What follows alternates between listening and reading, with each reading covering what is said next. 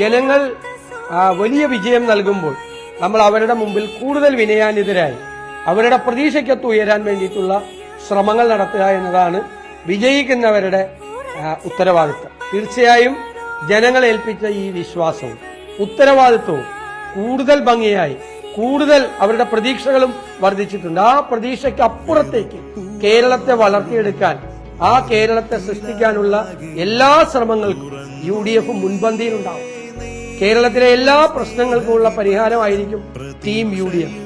ഇനി വരാൻ പോകുന്ന നിയമസഭാ തെരഞ്ഞെടുപ്പിൽ ഇത് ജനങ്ങൾ, ആ മഹായുദ്ധത്തിന് ഞങ്ങൾ പുറപ്പെടുമ്പോൾ ജനങ്ങൾ നൽകിയ ഇന്ധനമായി, ജനങ്ങൾ നൽകിയ ഊർജമായി വിനയത്തോടെ ഞങ്ങൾ ഇതിനെ കാണുന്നു.